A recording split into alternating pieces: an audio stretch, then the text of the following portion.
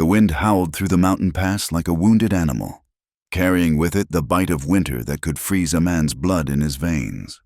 Snow fell in thick curtains across the Wyoming territory, blanketing the jagged peaks and pine forests in a deceptive shroud of white beauty. It was the kind of cold that made men question their sanity for choosing to live in such unforgiving country, the kind that turned breath to ice crystals before it left your lips. Elias Gray pulled his worn buffalo coat tighter around his shoulders as he guided his horse down the treacherous mountain trail. The bay mare, a sturdy creature he'd named Delilah, picked her way carefully through the snow-covered rocks, her breath steaming in the frigid air.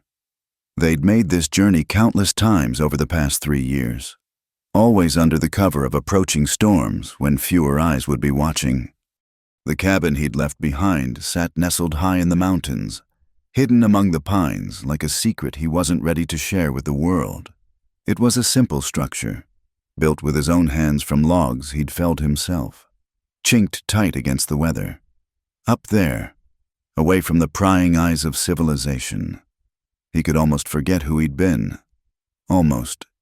As Deadwood came into view below, its ramshackle buildings huddled together against the storm, Elias felt the familiar tightness in his chest. The town sprawled across the valley floor like a scar on the landscape, smoke rising from dozens of chimneys to blend with the gray sky. Even from this distance, he could make out the main street, muddy and rutted, lined with saloons, mercantiles, and houses of ill repute that never seemed to close their doors.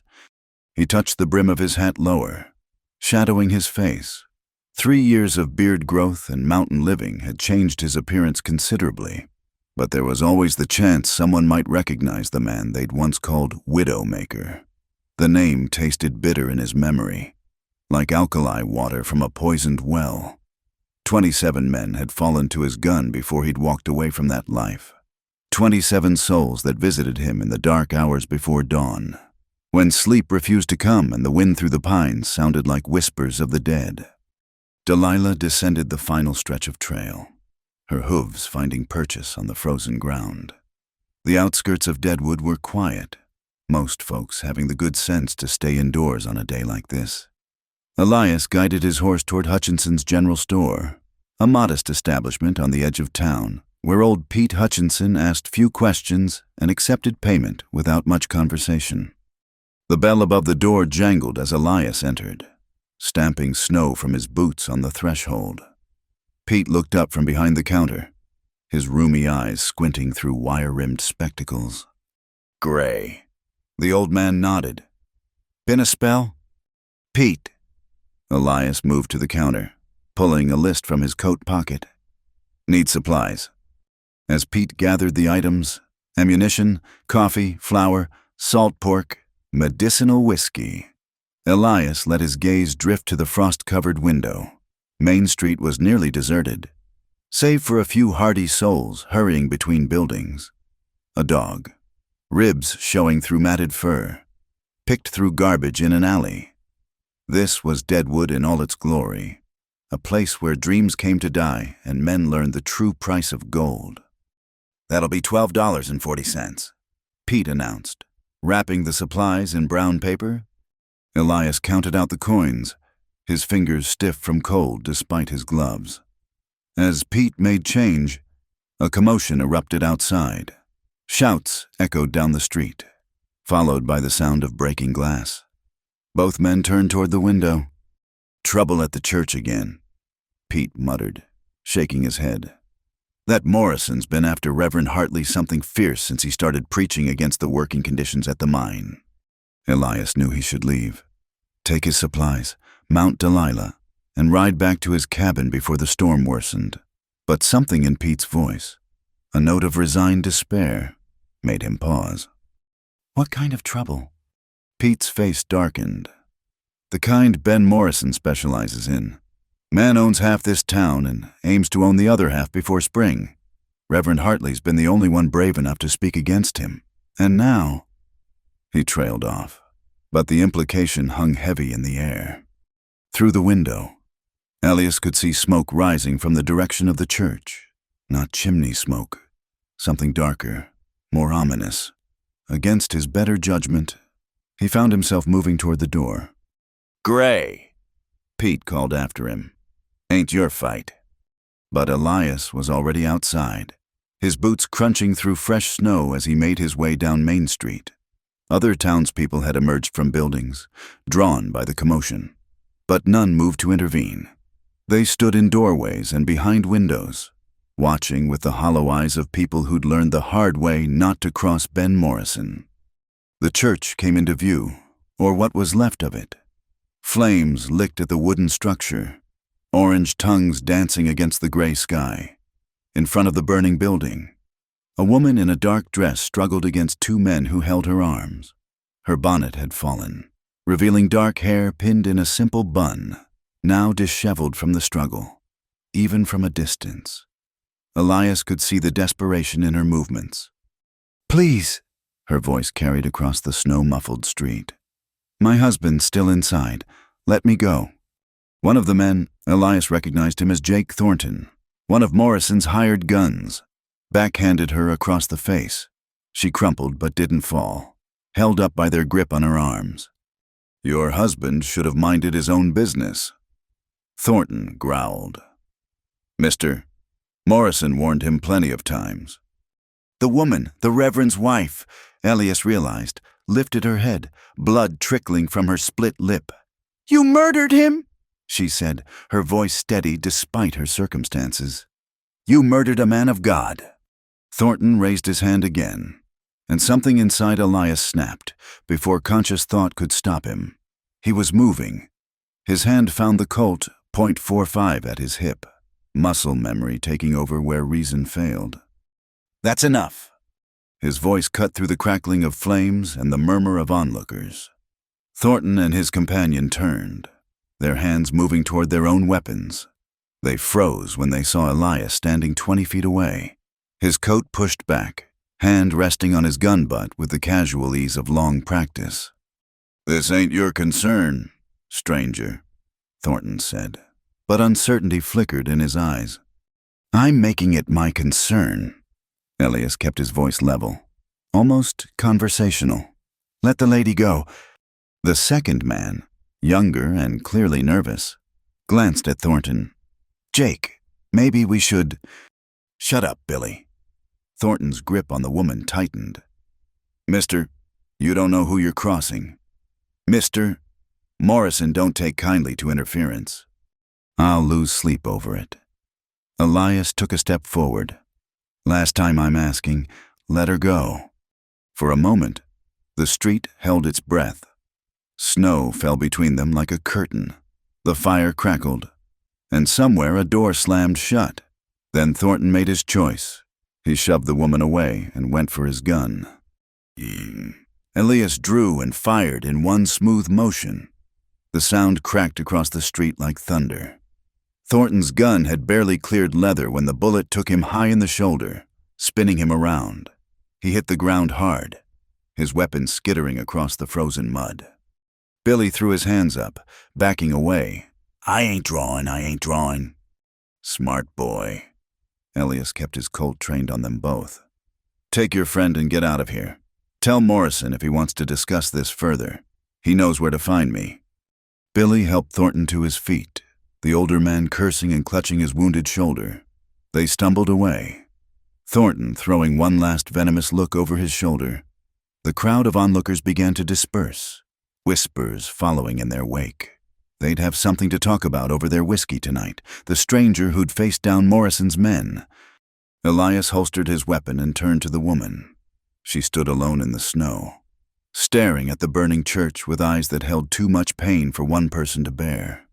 Up close, he could see she was younger than he'd first thought, perhaps in her mid-20s, with delicate features marred by the violence she'd endured.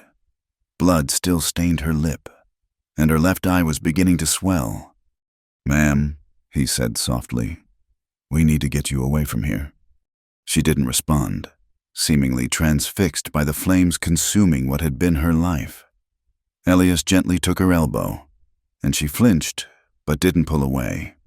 "Is he really—" she began, then stopped.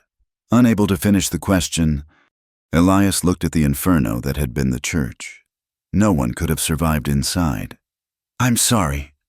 A sound escaped her, not quite a sob, not quite a scream.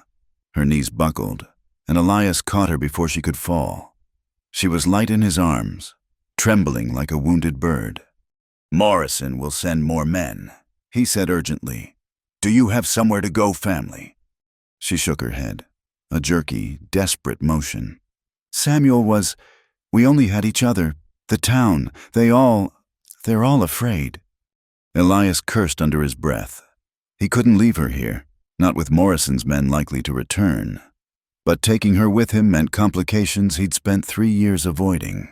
He looked down at her face, saw the bruises forming, the blood on her lip, the shock in her gray eyes.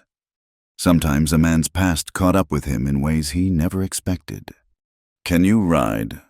She nodded, though he wasn't sure she truly understood the question. Elias half carried her to where Delilah waited, still loaded with his supplies. He lifted the woman into the saddle, then swung up behind her. She sagged against him, all the fight drained from her body. As they rode out of Deadwood, Elias caught sight of faces in windows, townspeople watching their departure with expressions of relief mixed with shame. None had stepped forward to help the Reverend's widow, but they'd remember the stranger who did. By nightfall, the story would be all over town, likely growing in the telling. The woman stirred as they began the climb into the mountains. "Where are you taking me?" "Somewhere safe," Elias replied, guiding Delilah up the familiar trail. "What's your name?" "Miriam," she whispered. "Miriam Hartley." "I'm Elias Gray. You're going to be all right, Mrs. Hartley." She was quiet for a moment. Then, "My husband is dead." "Yes. They killed him because he spoke the truth about the mine, about the men dying in unsafe conditions, about Morrison stealing wages." Her voice grew stronger with each word, anger bleeding through the shock. "Samuel believed in justice. He believed God would protect him if he stood for what was right." Elias had nothing to say to that. In his experience, God was notably absent when it came to matters of justice in the territories. Good men died, bad men prospered, and the only law that mattered came from the barrel of a gun. The storm intensified as they climbed higher, wind driving snow into their faces. Miriam huddled closer to him, seeking warmth. Elias found himself oddly aware of her presence, the weight of her against his chest, the faint scent of lavender soap beneath the smoke that clung to her clothes. By the time they reached the cabin, Miriam was barely conscious, overwhelmed by cold and shock. Elias carried her inside, laying her on his narrow bed before stirring the banked coals in the fireplace back to life. As warmth began to fill the small space, he finally allowed himself to consider what he'd done. He'd broken his cardinal rule, don't get involved. For 3 years, he'd lived as a ghost, avoiding human connection like the plague it was. Everyone he'd ever cared about had paid the price for his sins. Catherine's face flickered in his memory, laughing, then still and pale in death, caught in crossfire meant for him. But looking at Miriam Hartley, bruised and broken on his bed, he couldn't bring himself to regret his actions. Some lines, once crossed, couldn't be uncrossed. He'd drawn Morrison's attention now. The man would send more guns, and they'd keep coming until the matter was settled one way or another. Outside, the storm raged on, sealing them off from the world below. For now, at least, they were safe, but Elias knew this was just the beginning. In saving Miriam, he'd set events in motion that would force him to face the very past he'd tried so hard to bury.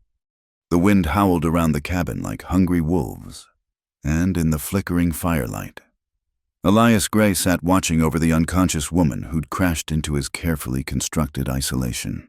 A grieving cowboy had indeed found shelter with a schoolmarm by mistake, though whether the shelter was his or hers remained to be seen. The storm raged for 3 days and nights, sealing the mountain cabin in a cocoon of white fury. Wind screamed through the pines like banshees, rattling the sturdy walls Elias had built with his own hands.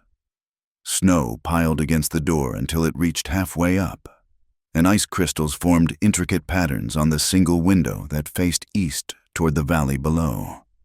Miriam Hartley drifted in and out of consciousness during the first day, caught between sleep and waking in a haze of grief and exhaustion.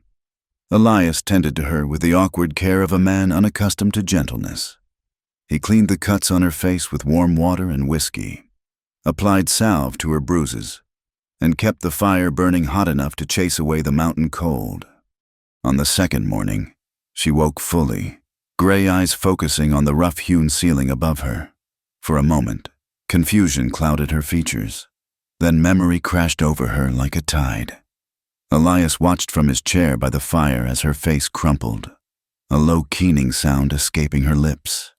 Samuel, she whispered, the name a prayer and a goodbye all at once. Elias poured coffee from the pot, keeping warm on the hearth, adding a generous splash of whiskey. He approached the bed slowly, like one might approach a wounded animal. You should drink something.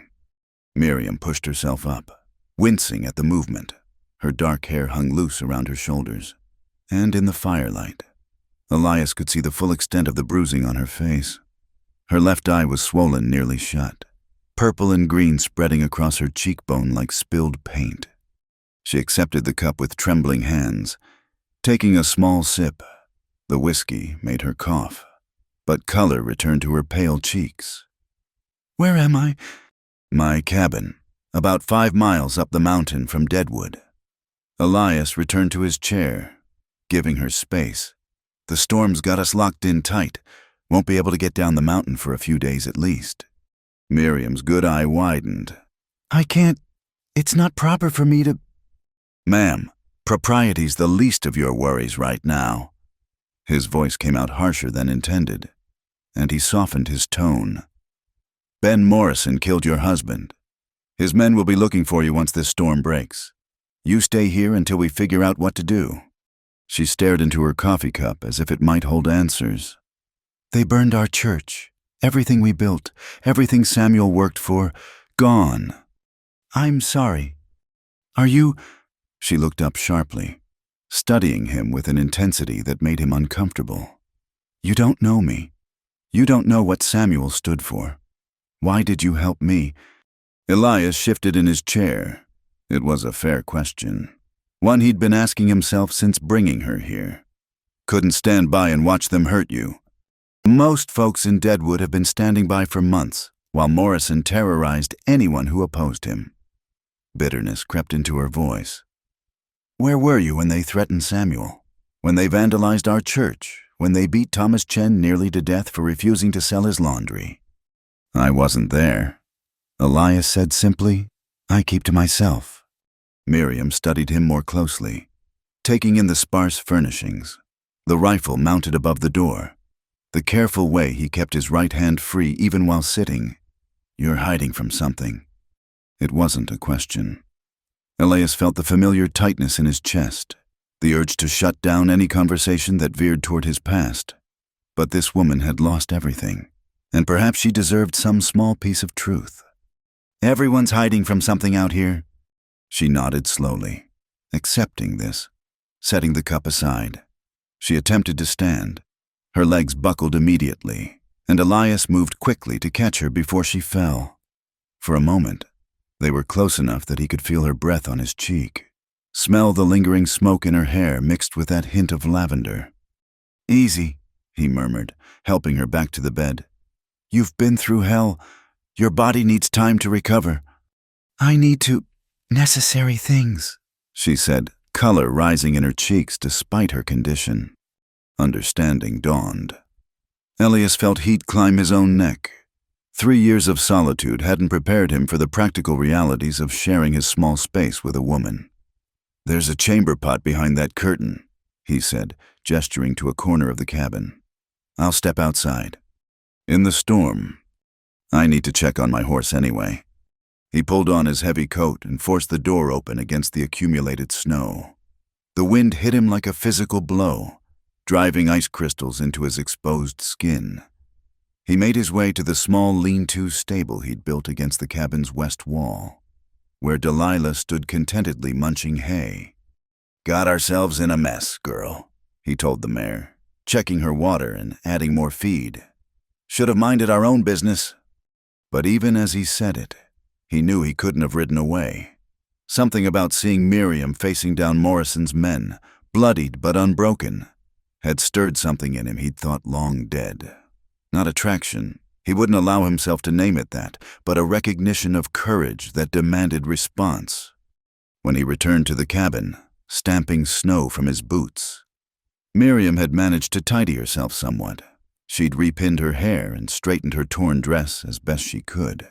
The simple domesticity of the gesture struck him unexpectedly. "Thank you," she said quietly. Elias busied himself with preparing food, cutting thick slices of bread and salt pork. His supplies would last them through the storm, but he'd need to ration carefully if they were trapped much longer.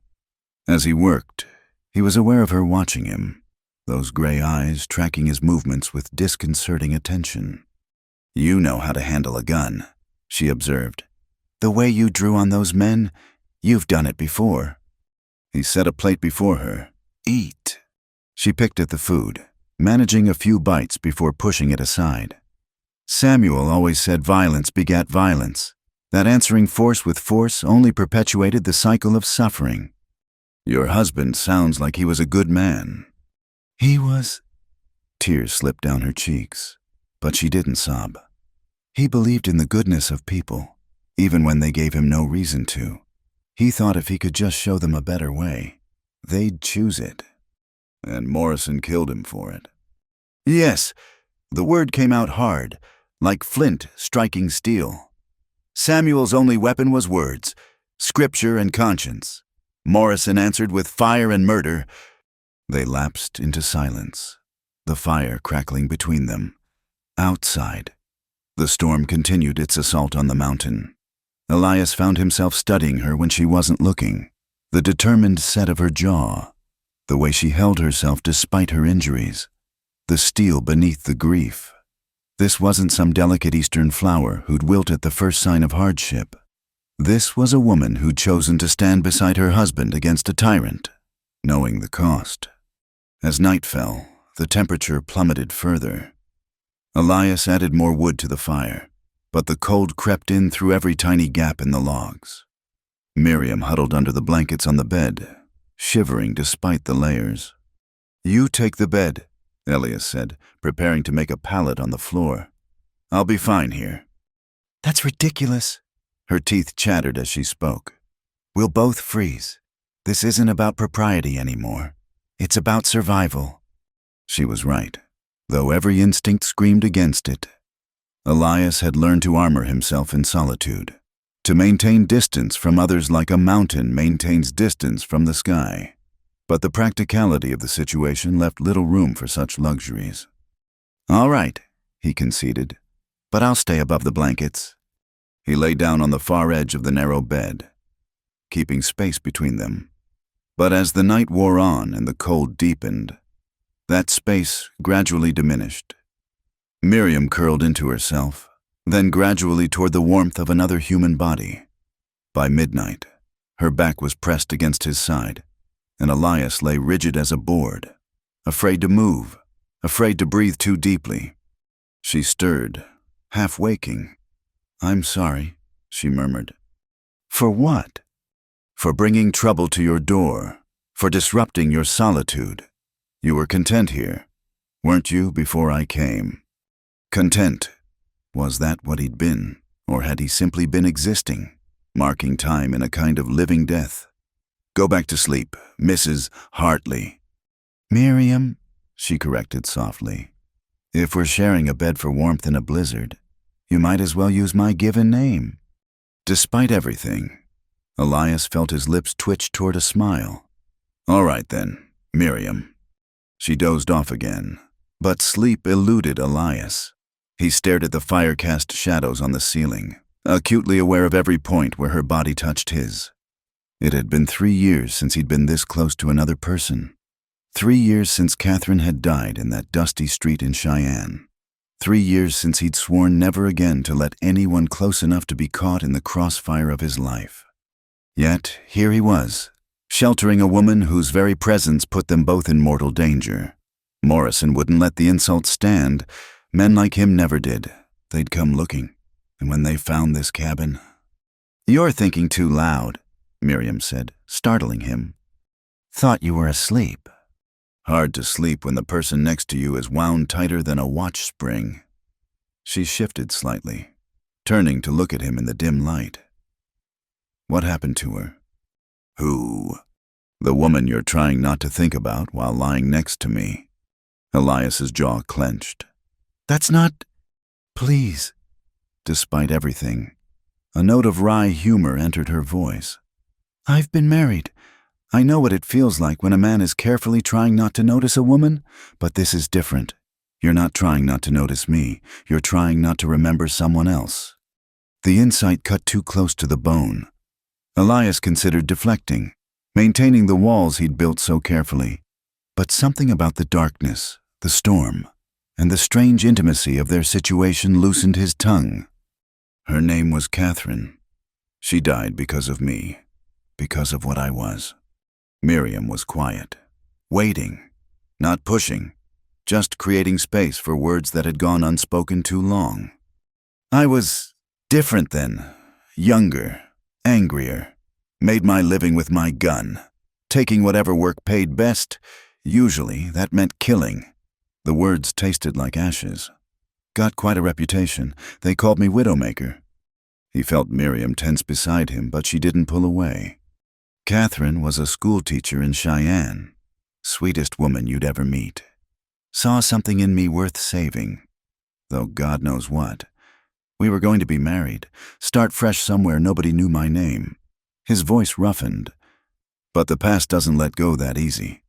Brother of a man I'd killed came looking for revenge. Catherine was leaving the schoolhouse when he found me. She got between us, trying to stop the fight. He couldn't finish, didn't need to." Miriam's hand found his in the darkness, her fingers cold but her grip firm. "I'm sorry," she whispered. "Left that life after that. Came up here, built this cabin.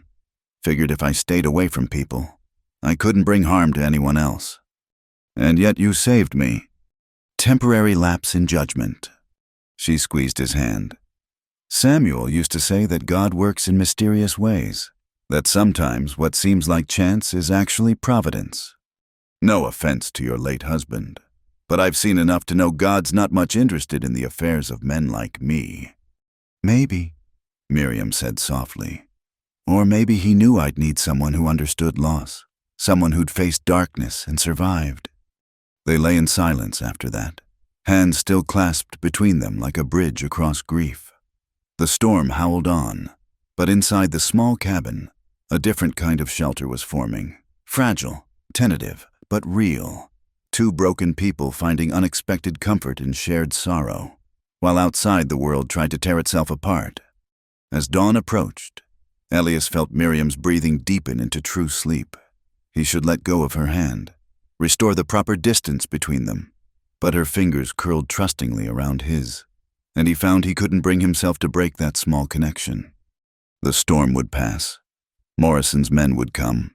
Decisions would have to be made about what came next, but for now, in this moment suspended between night and day, between storm and calm, Elias Gray allowed himself this small grace, the warmth of human connection he'd denied himself for so long. Outside, the wind began to quiet, the fury of the storm slowly spending itself. But inside the cabin, something new was beginning to stir. Not love, not yet, but the possibility of it. A tiny spark of hope in the ashes of two lives touched by tragedy.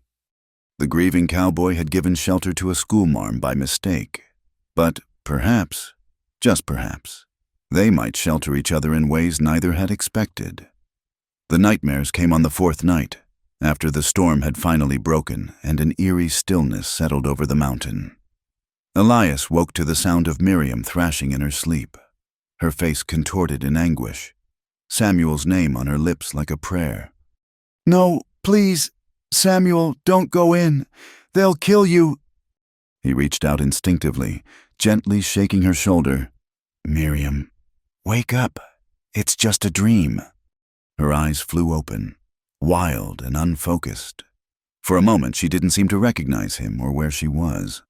Then reality crashed back, and with it, the devastating truth that it hadn't been just a dream. Samuel was gone. I see it every time I close my eyes, she whispered, her voice raw. The flames.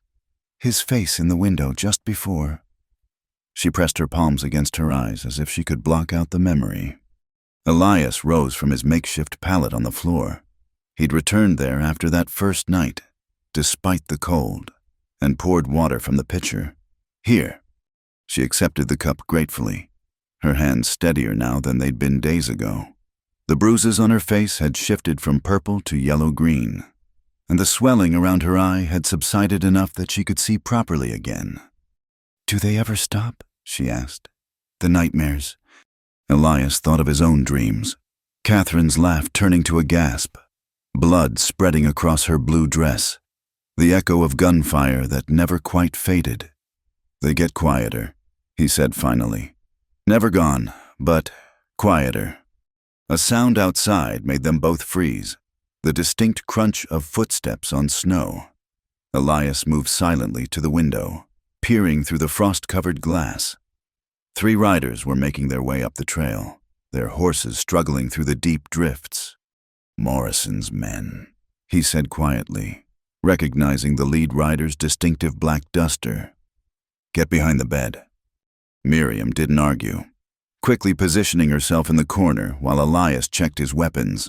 The Colt at his hip, the Winchester above the door, the backup pistol in his boot, old habits returning like muscle memory. Elias Gray. The shout came from outside. We know you're in there. Mr. Morrison wants a word. He can have several, Elias called back. From a distance. Now, that's not very neighborly. We just want to talk about the woman. Hand her over, and we'll forget this whole unfortunate incident. Miriam made a small sound from her hiding spot. Elias glanced back, saw the fear in her eyes but also the steel beneath it. She wasn't going to break, wasn't going to beg. Good. The lady's not available for conversation. Elias replied. Best you boys head back down the mountain before you catch your death. Laughter, harsh and mocking.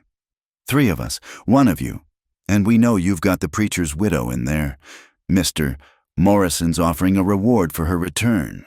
Says she stole something valuable from the church before it burned. Only thing stolen was her husband's life, Elias shot back. That's a dangerous accusation. Gray, man could get himself killed, spreading lies like that. The talking was done. Elias could feel it in the air, that electric tension before violence. He'd lived in that space too many times not to recognize it. Moving carefully, he eased the door open a crack, using the thick wood as cover. The first shot splintered wood inches from his head. Elias returned fire, the Colt bucking in his hand. One of the riders cursed and clutched his shoulder, nearly falling from his saddle. You just signed your death warrant. Gray. More shots, the cabin's sturdy logs absorbing most of them. But Elias knew they couldn't stay pinned down. These men would try to flank the cabin, maybe set fire to it like they had the church. Can you shoot? He asked Miriam. She emerged from behind the bed, her face pale but determined. Samuel taught me. He said a frontier woman should know how to protect herself. Elias grabbed the spare revolver from a shelf, checked the loads, and handed it to her. Don't fire unless they get close. Make every shot count. She took the weapon with steady hands, checking the cylinder like she'd been taught. What's your plan? Keep them busy while you slip out the back. There's a trail. No. The word came out sharp. Final. I'm not running. Not anymore. They killed Samuel. They'll keep killing unless someone stops them. This isn't your fight. It became my fight the moment they lit that match. Her gray eyes blazed with something fierce and untamed. I spent 2 years watching Samuel try to fight them with words and faith. Look where it got him. Maybe it's time for a different approach. Another volley of gunfire interrupted any response. Glass shattered as a bullet found the window. Elias pushed Miriam down, covering her instinctively as shards scattered across the floor. "Stay low," he commanded, then moved to the broken window. He could see movement in the trees. They were trying to circle around. "Cover the back door." She crawled across the floor, positioning herself where she could watch the rear entrance. Elias admired her courage even as he cursed the situation. He'd wanted to keep her safe, not turn her into a gunfighter. A figure darted between trees. Elias tracked the movement, led it, and fired. The man stumbled, fell, and didn't get up. 2 down, 1 to go. But the last one was the most dangerous. Jack Clement, Morrison's top gun. Elias had heard stories about him in town. None of them pleasant. "Gray," Clement's voice came from somewhere to the left. "This is stupid. You're outnumbered. Morrison's just going to send more men." "Then I'll stack them like cordwood until he runs out." Big talk for a man hiding in a cabin with a dead preacher's woman. Miriam's jaw clenched at the insult, but she kept her position, gun trained on the back door. Minutes ticked by in tense silence. Elias knew Clement was moving, looking for an angle. The man hadn't survived this long by being careless. Then, a creak from the roof. Somehow, Clement had managed to climb up without them noticing. "The roof," Elias hissed. They both looked up just as a section of shingles gave way. Clement dropped through, gun blazing. Elias shoved Miriam aside and rolled, firing upward. The shots were near simultaneous, thunder in the small space. Clement's bullet caught Elias along the ribs, spinning him around. Pain flared hot and sharp, but his own shot had been true. Clement clutched his chest, surprise replacing arrogance on his face. He fell heavily, the gun slipping from his fingers. Elias Miriam was beside him instantly, her hands pressing against his side where blood seeped through his shirt. "It's not bad," he grunted, though the pain suggested otherwise. "Just a graze." She helped him to a chair, then quickly checked Clement. The man was still breathing, but barely.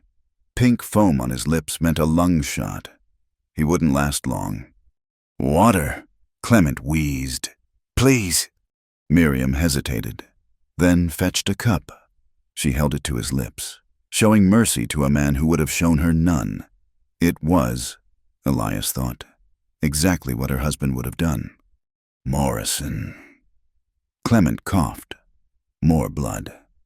"He won't stop. The widow. She has evidence." "What evidence?" Miriam leaned closer. "Journal. Your husband's journal. Morrison wants it. Burned." His eyes went glassy, fixed on something beyond the cabin walls. Miriam closed them gently, whispering a prayer Elias couldn't quite hear. "Samuel kept a journal," she said, turning to Elias. "Documented everything. The dangerous conditions in the mine, the skimmed wages, the threats. I grabbed it when I saw the smoke, hid it under my skirts. It's still there." Elias pressed his hand tighter against his side. "That's why Morrison wants you so badly. Not just revenge. You can prove his crimes." "We need to get you bandaged," she said, already moving to heat water. As she worked, cleaning and binding his wound with surprising skill, Elias studied her. The frightened woman he'd rescued 4 days ago was transforming before his eyes. Tragedy had burned away the softer edges, revealing iron underneath. "You've done this before," he observed as she tied off the bandage. "Frontier living teaches many skills. Samuel and I spent a year in Nebraska before coming here, treated plenty of injuries. Farming accidents, snake bites, the occasional gunshot." She washed blood from her hands. Movements efficient, though I never imagined I'd be treating wounds from men trying to kill us. "Speaking of which," Elias nodded toward the bodies, "we need to deal with them and decide what comes next." "What do you mean?" "Morrison knows where you are now. He'll send more men. Probably bring a small army next time. This cabin's no fortress. We could head north to Montana, maybe Canada. Start fresh where he can't find us." Miriam was quiet for a long moment. staring at the journal she'd retrieved from its hiding place. The leather cover was worn, filled with Samuel's careful handwriting. "I'm tired of running," she said finally. "Samuel believed in standing for what's right, even unto death. I won't dishonor his memory by fleeing." She looked up at Elias, and he saw that fierce light in her eyes again. "But I won't ask you to fight my battle. You've done enough, risked enough. I can go to the federal marshal in Cheyenne, show him the journal. Alone, you'd never make it. Morrison owns half the law between here and there." "Then what do you suggest?" Elias stood carefully, testing his side. The wound pulled, but held. He walked to where his gun belt hung and strapped it on. Movements deliberate. "I left this life behind for good reasons," he said slowly. "Swore I'd never pick up a gun in anger again. But sometimes a man has to choose between his oaths and what's right." He met her eyes. "I'll see you safe to Cheyenne. After that, we go our separate ways." "Just like that, you'll risk your life for a stranger." "You're not a stranger anymore, Miriam." Something passed between them in that moment. Unspoken, but real. Not love. Not yet. That would be too simple, too clean for two people carved hollow by loss. But recognition, perhaps, two souls marked by tragedy, finding in each other an unexpected understanding. "We'll leave at first light," Elias decided. "Take what supplies we can carry. Burn the rest. No point leaving anything for Morrison's men to find." Miriam nodded, then surprised him by taking his hand. "Thank you for everything. Samuel would have liked you, I think, despite the guns. Or because of them. Sometimes peace needs protecting." They spent the rest of the day preparing. Elias ignored the pain in his side as they dragged the bodies outside, covering them with rocks against scavengers. Come spring, someone would find them and word would get back to Morrison. By then, hopefully, the journal would be in federal hands. As night fell, they sat by the fire one last time in the cabin that had been Elias's sanctuary. Tomorrow would bring danger, uncertainty, the strong possibility of death. But tonight, they had warmth, shelter, and the quiet companionship of shared purpose. "Tell me about Samuel," Elias said suddenly. "Not the preacher, the man." Miriam smiled. The first genuine smile he'd seen from her. It transformed her face. Hints of the woman she'd been before tragedy struck. "He loved books," she began. "Would read anything he could get his hands on. Poetry, philosophy, dime novels, though he'd hide those from his parishioners." Her voice warmed with memory. He had the most terrible singing voice but insisted on leading hymns anyway. The congregation suffered through it with Christian patience. They talked late into the night, sharing stories of the dead they carried with them.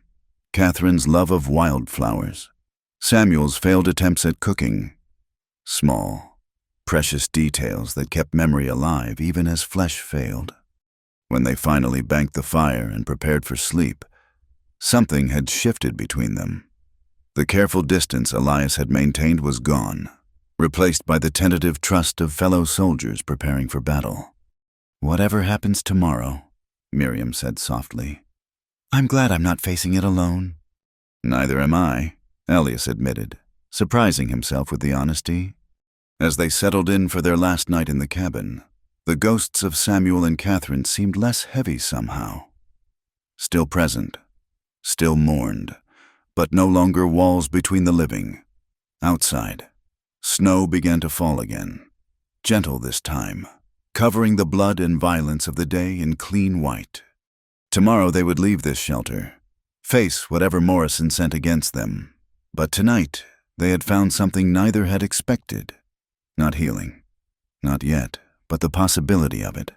Two wounded hearts learning that perhaps, just perhaps, they didn't have to bear their grief alone. The morning sun painted the snow-covered peaks in shades of rose and gold as Elias and Miriam prepared to leave the cabin behind. They worked in comfortable silence, a rhythm established over their days together. Elias packed ammunition and supplies while Miriam secured Samuel's journal in an oilcloth wrapping, protecting it against the elements. "Ready?" Elias asked, watching her take one last look around the small space that had been their sanctuary. As I'll ever be.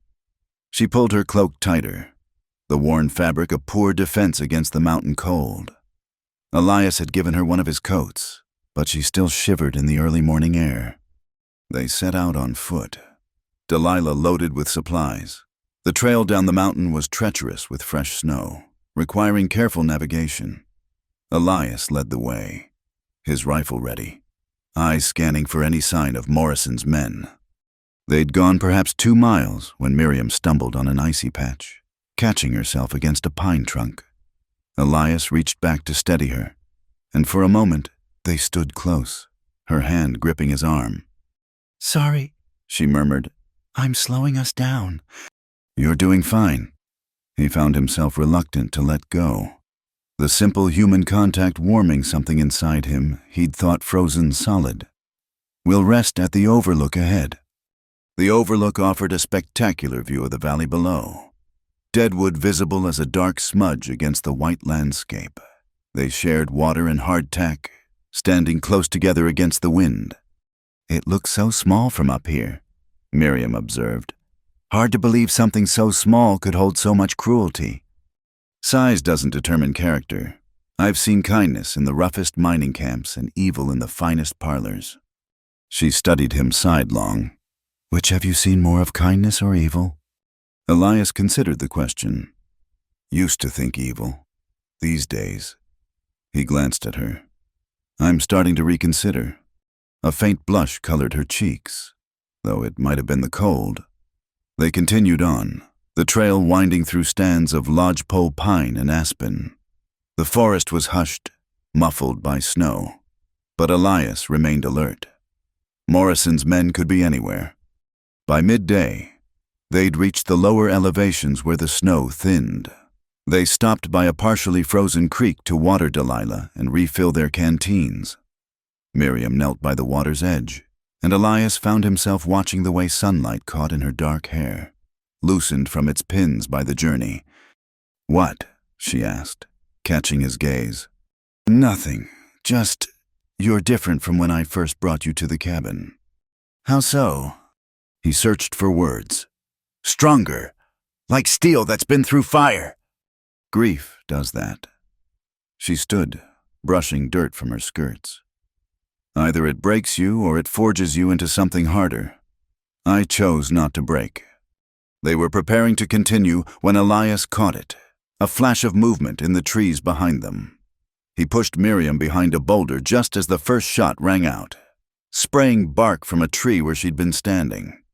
How many? Miriam asked, already reaching for the pistol he'd given her. Elias peered around the boulder, counting muzzle flashes. 4, maybe 5. They must have been watching the trails. More shots, chunks of granite exploding near their heads. They were pinned down, nowhere to run. The creek bank offered some cover, but not enough. Can we make it to those trees? Miriam pointed to a dense stand of pine 20 yards away. Not without getting shot. Elias's mind raced, calculating angles and options. Then he heard it. Horses approaching from the east. More of Morrison's men, trying to flank them. Elias. Miriam's voice was steady despite their dire situation. Whatever happens, I want you to know. Save it, he interrupted, not unkindly. We're not done yet.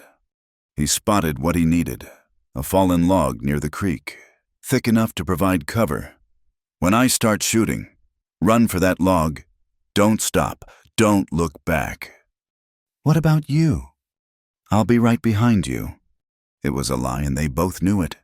Someone had to keep the gunman busy, and with his wound still fresh, Elias knew he couldn't run fast enough, but Miriam had to survive, had to get that journal to the authorities. He rose slightly, firing rapidly at the tree line. Go! Miriam ran, skirts hitched up, moving with surprising speed. Gunfire erupted from multiple directions. Elias felt a bullet tug at his coat, another whine past his ear. He kept firing, drawing their attention, giving her time. She made it to the log, immediately turning to provide covering fire. Elias, now! He sprinted from the boulder, legs pumping, side screaming where his wound pulled. Halfway there, a burning pain exploded through his thigh. He stumbled, fell, rolled behind the minimal cover of some rocks. "Elias!" Miriam's cry cut through the gunfire. "Stay down," he shouted back, pressing his hand to his leg. Blood seeped between his fingers. The bullet had gone clean through, missing the bone, but he wouldn't be running anywhere soon. The horsemen were closer now. In minutes, they'd be surrounded.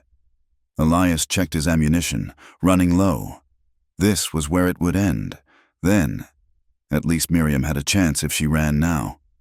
But she didn't run. Instead, he watched in amazement as she tore strips from her petticoat, bundling them into a ball. She produced matches from somewhere, lit the fabric, and hurled it into the dry brush near the gunman's position. The winter-dry vegetation caught immediately, smoke billowing up. "Fire!" one of the gunmen yelled. "Fall back!" In the confusion, Miriam darted from the log to Elias's position, sliding in beside him like she'd been doing it all her life. "Fool woman," he growled, even as relief flooded through him. "You should have run." "And leave you." She was already examining his leg wound with practiced hands. "I told you, I'm done running." She tied a tourniquet above the wound with swift efficiency. "Can you ride?" "Do I have a choice?" Together they stumbled to where Delilah waited, spooked but trained not to flee. Elias nearly blacked out as Miriam helped him into the saddle, but he held on. Teeth gritted against the pain. She swung up behind him, reaching around to take the reins. Which way? Through the smoke. Elias could see the gunmen trying to control the spreading fire while the horsemen circled around it. They had minutes at most. "North! There's an old trapper's cache about 3 miles. We can hide there." Miriam urged Delilah into motion, guiding the mare through the trees with surprising skill. Behind them, shouts and gunfire faded, replaced by the crackle of flames. The fire would slow their pursuers, but not for long. Elias focused on staying conscious, on not falling from the saddle. Miriam's arms around him were the only thing keeping him upright. He could feel her heart racing against his back, hear her whispering what sounded like prayers. The trapper's cache was a small dugout built into a hillside, invisible unless you knew where to look. Elias had discovered it years ago, used it occasionally when caught by storms. Miriam helped him inside, then led Delilah into the small lean-to that served as a stable. Inside the dugout, she worked by lamplight to properly clean and bandage his wounds. The bullet had indeed passed through cleanly, but he'd lost significant blood. His side wound had reopened during the fight, adding to his weakness. "You need a doctor," she said, worry creasing her brow. "No doctors. Morrison owns most of them anyway." He caught her hand as she reached for more bandages. "Miriam, you need to go on without me. Take Delilah. Ride hard for Cheyenne. I'll catch up when I can." "Stop it!" Her voice was fierce. "I won't leave you. Not after—" She paused, seeming to struggle with words. "Not after you've given me a reason to keep living." The admission hung between them, raw and honest. Elias stared at her. This woman who'd transformed from grieving widow to warrior in a handful of days. "I'm not worth," he began. She silenced him with a finger to his lips. Don't tell me what you're worth. I've lost one man to violence. I won't lose another if I can help it." "Another." Color rose in her cheeks, but she held his gaze. "I didn't expect this, didn't want it. Samuel's barely cold, and here I am." She took a shaky breath. "But I feel it anyway. When you pushed me behind that boulder, when you were ready to die to give me a chance to escape, nobody's ever protected me like that. Samuel loved me, but he believed in turning the other cheek. You believe in standing between danger and those you care about. Miriam, I know it's too soon. I know it's inappropriate. I know we've only known each other days. But when you're facing death, time seems less important than truth." She cupped his face gently. "And the truth is, Elias Gray, you've made me want to live again. Not just survive, live. He covered her hand with his, marveling at how small it felt despite its strength. You've done the same for me. The moment stretched between them, fragile and precious. Then, slowly, as if drawn by invisible threads, they leaned toward each other. The kiss was gentle, tentative, flavored with the salt of tears neither would acknowledge. It was a promise and a question all at once. When they pulled apart, Miriam rested her forehead against his. "So you see," she whispered, "you're stuck with me, at least until we get that journal to someone who can stop Morrison." Despite everything, the pain, the danger, the impossibility of their situation, Elias found himself smiling. "Stubborn woman. You have no idea." They stayed hidden in the dugout through the night, taking turns keeping watch. Miriam insisted Elias rest, and he was too weak to argue much. She sat by the entrance with his rifle, a determined guardian angel in a torn dress. As dawn approached, Elias woke to find her reading Samuel's journal by lamplight, tears streaming down her face. "What is it?" he asked softly.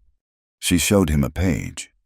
"He wrote about me, about how proud he was that I stood by him despite the danger. He says," her voice broke, "My dear Miriam has the heart of a lioness. Though she hides it behind gentle smiles, I pray that if something happens to me, she'll find someone who sees her strength and cherishes it as I do." Elias pulled her close, letting her cry against his shoulder. "He knew you well."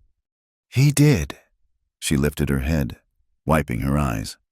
"And I think he'd understand. About us. He always said God's timing isn't man's timing." "A grieving cowboy and a widowed schoolmarm," Elias murmured. "Sounds like one of those dime novels Samuel secretly read."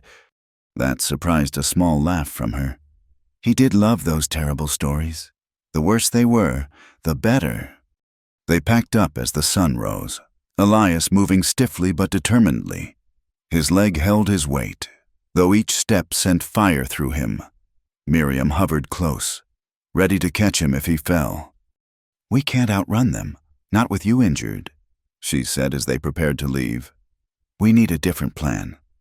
Elias had been thinking the same thing. "There's a mining camp about 10 miles east. Rough place, but they have no love for Morrison. He tried to buy them out last year, got run off at gunpoint. They might shelter us long enough to heal up and resupply. And after we figure out how to get to Cheyenne without getting killed."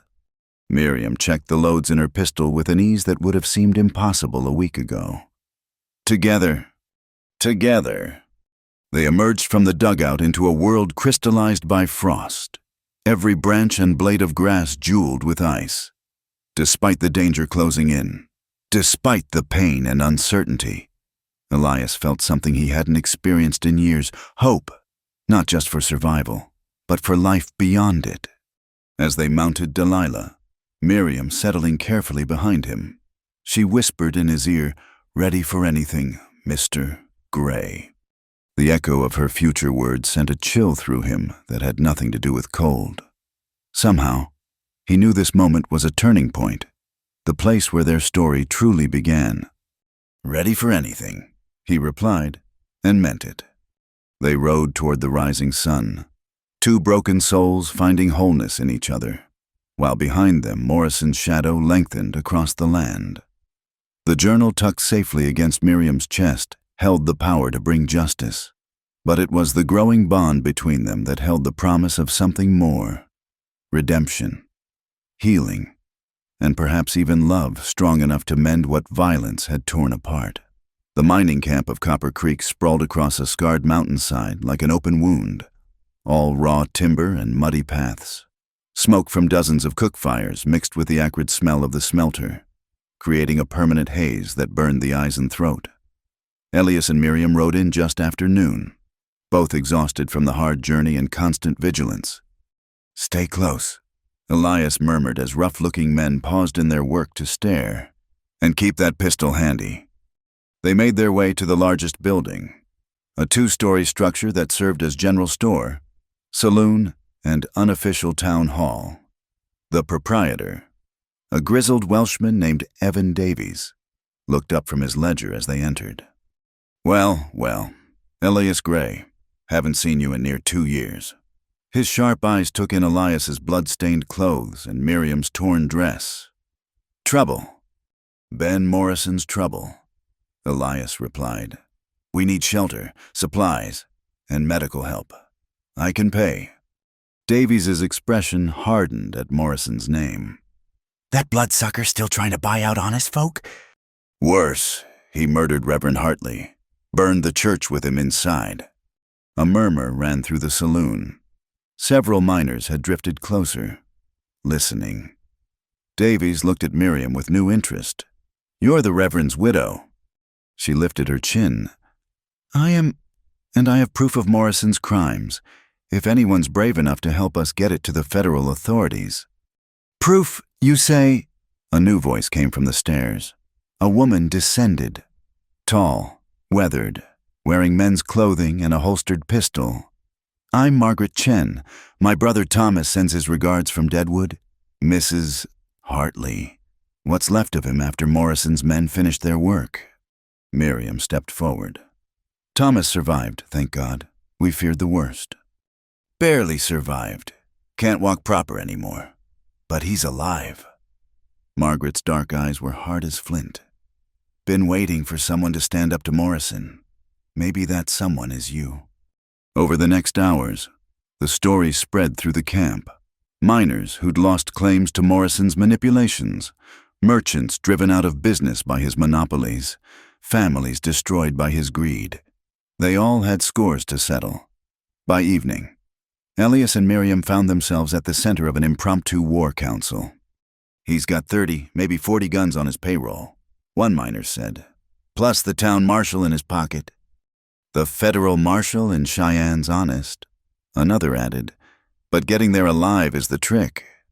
Elias, his wounds freshly dressed by Margaret's surprisingly gentle hands, studied the rough map someone had sketched. Morrison will expect us to run. He'll have men watching the main roads. So we don't run. Miriam's voice cut through the discussion. Everyone turned to look at her. We fight. Here. Make him come to us. Ma'am, Davies said carefully.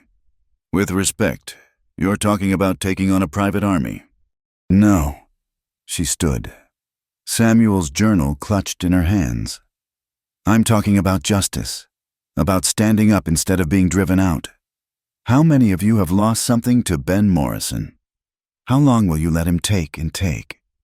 Easy to talk about fighting when you haven't seen what his men can do, someone muttered. Miriam's eyes flashed. Haven't seen I watched them burn my husband alive.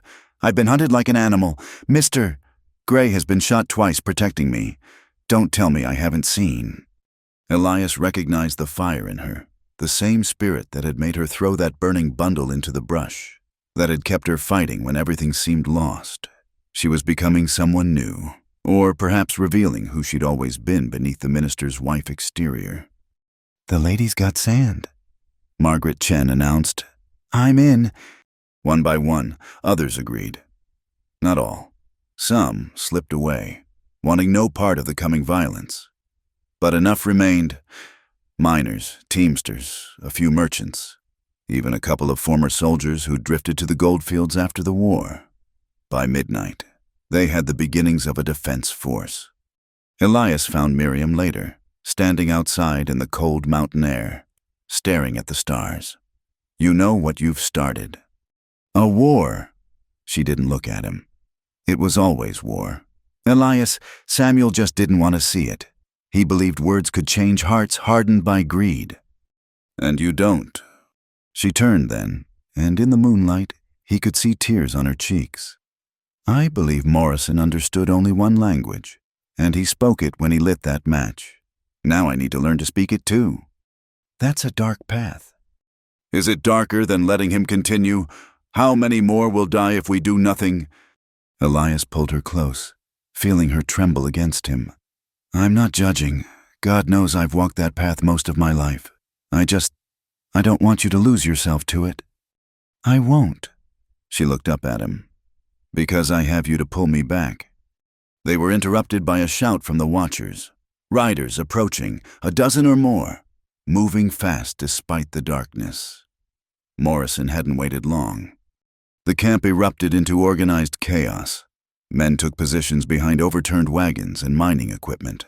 Women and children were hustled into the most fortified buildings. Elias stationed himself at a second-floor window of the main building, rifle ready, while Miriam refused to hide with the non-combatants.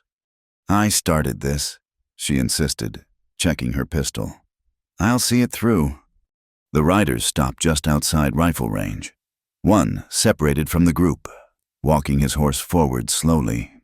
Even at distance, Ben Morrison cut an imposing figure, tall, broad-shouldered, wearing the expensive clothes of a successful businessman. But Elias had met enough killers to recognize one, regardless of tailoring.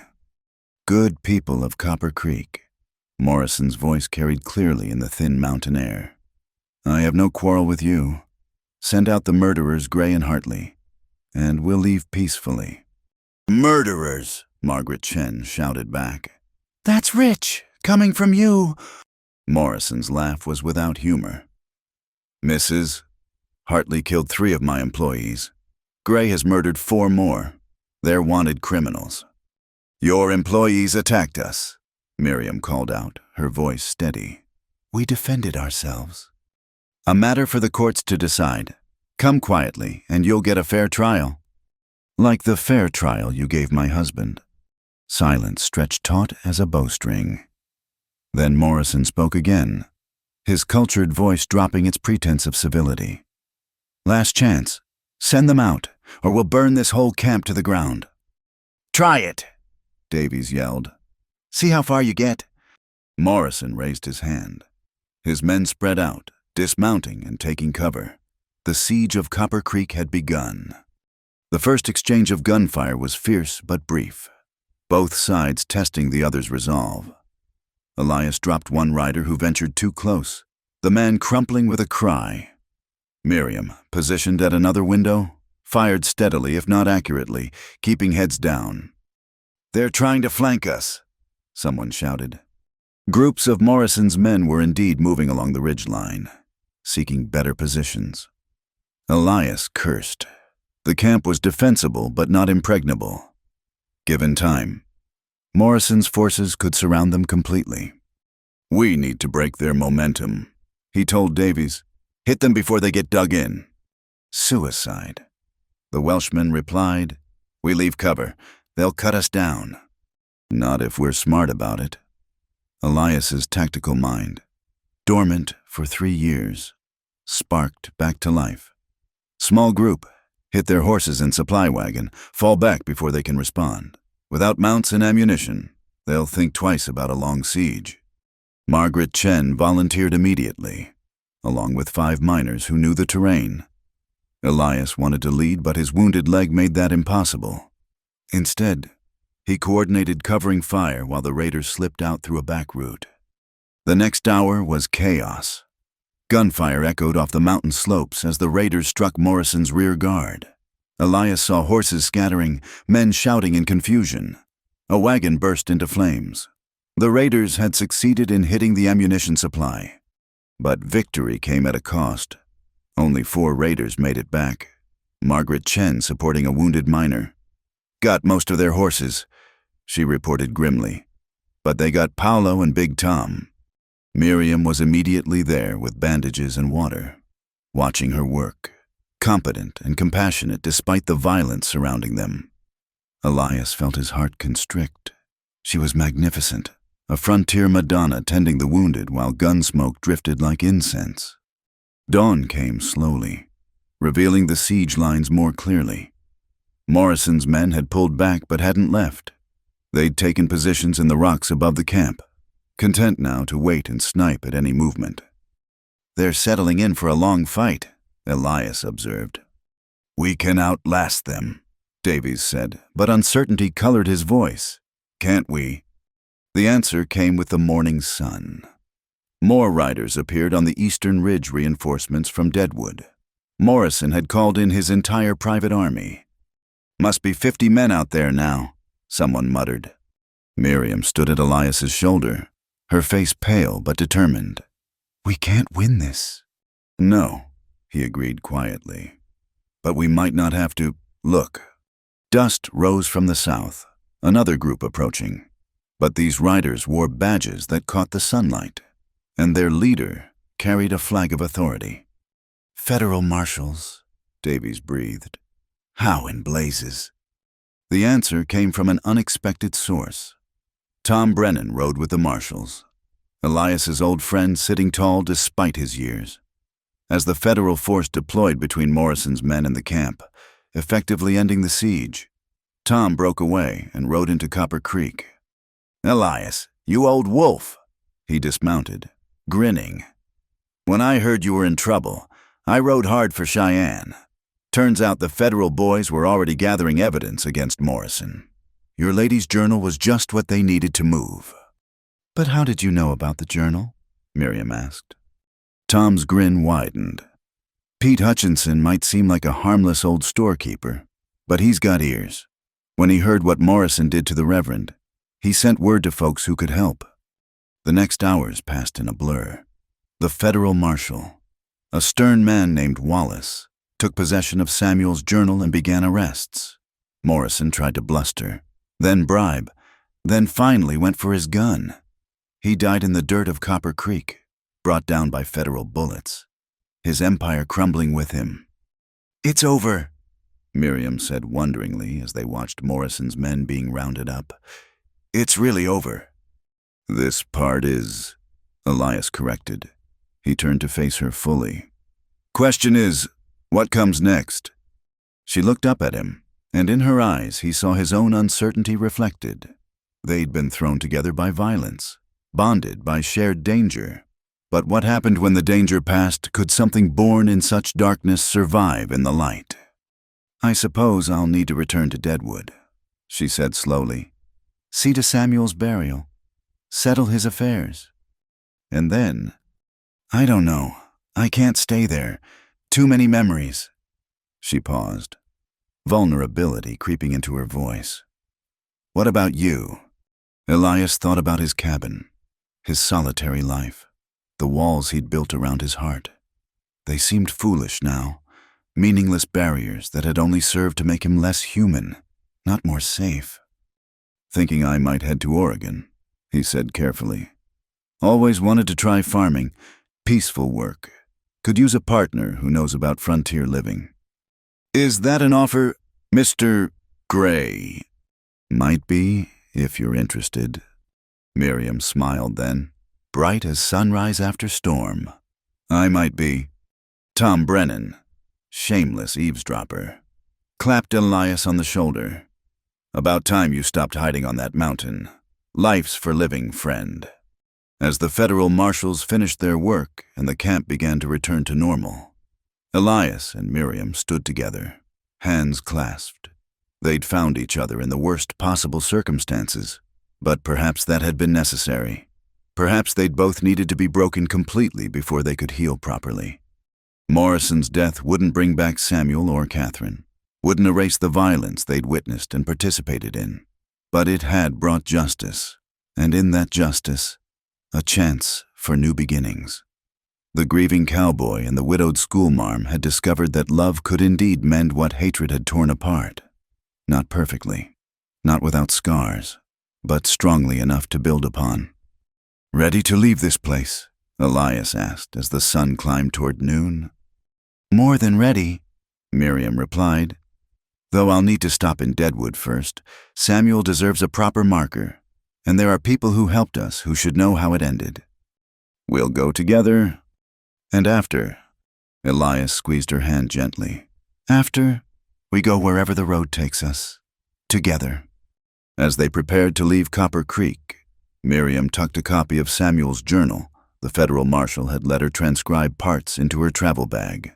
Not for evidence now, but for memory. Her husband's words about justice and righteousness would travel with them to Oregon. A reminder that sometimes the fight for what's right requires both the minister's faith and the gunfighter's resolve. The ruins of the old mission stood like broken teeth against the sunset sky. blackened timbers reaching toward heaven in a grotesque parody of prayer. Elias and Miriam arrived in Deadwood 3 days after leaving Copper Creek, accompanied by Tom Brennan and 2 federal marshals who had business to conclude in town. Word of Morrison's death had preceded them. The streets, usually bustling with activity, seemed subdued. People watched from doorways and windows as their small party rode down Main Street, some with relief in their eyes, others with the wary look of those waiting to see which way the wind would blow next. "The church," Miriam whispered, seeing the devastation fully for the first time in daylight. Where the modest wooden structure had stood, only the stone foundation remained, filled with ash and debris. The parsonage beside it had also burned, taking with it all the physical remnants of the life she'd built with Samuel. Elias helped her dismount, keeping a steadying hand on her elbow as she approached the ruins. She moved slowly, as if in a dream, finally kneeling at what had been the entrance. Her fingers sifted through the ash, coming up gray. "Mrs. Hartley," Pete Hutchinson approached, hat in hand. "We tried to save something, anything, but the fire was too hot. I'm sorry." She stood, brushing ash from her hands. "Thank you for trying, Mr. Hutchinson, and thank you for sending word to the authorities. Your courage saved lives." The old storekeeper flushed. "Weren't courage, ma'am, just couldn't stand by anymore. Your husband, he was right about Morrison. We all knew it, just took his death to make us act on it." A small crowd had gathered, townspeople who'd hidden during Morrison's reign of terror now emerging like rabbits after a storm. Among them, Elias spotted familiar faces, some who'd watched from windows as Miriam was attacked, others who'd simply tried to survive in a town ruled by fear. "We want to rebuild," a woman said, stepping forward. "The church. Reverend Hartley wouldn't want the town without a proper church." "That's kind of you," Miriam replied, her voice steady. "But that's for the next minister to decide. I won't be staying." A murmur ran through the crowd. Someone asked, "Where will you go?" Miriam glanced at Elias, a small smile touching her lips. "Somewhere new. Somewhere Samuel's death isn't the only thing people see when they look at me."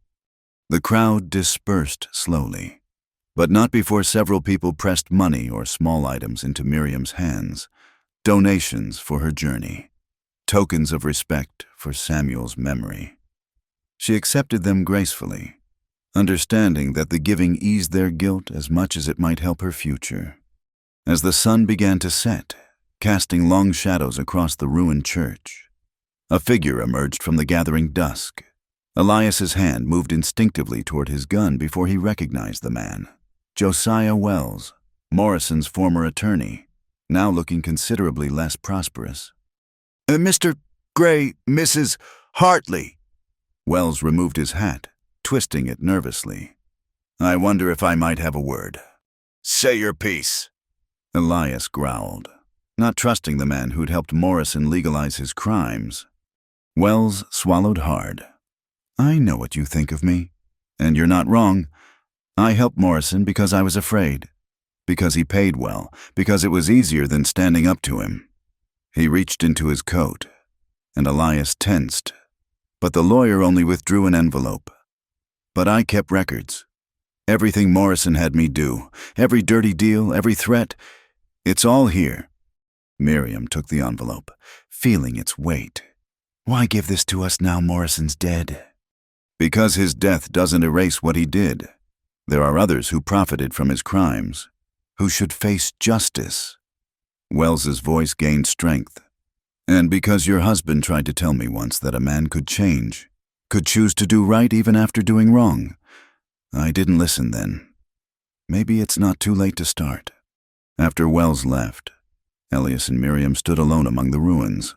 The envelope felt heavy with possibility, evidence that could help the federal marshals clean out the rest of the corruption.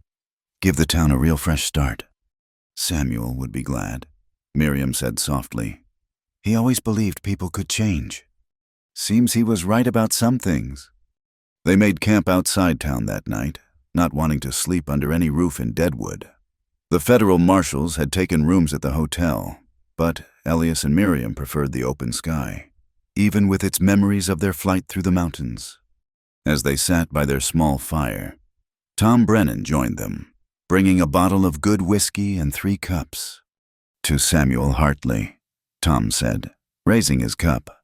"A man who fought with words and faith."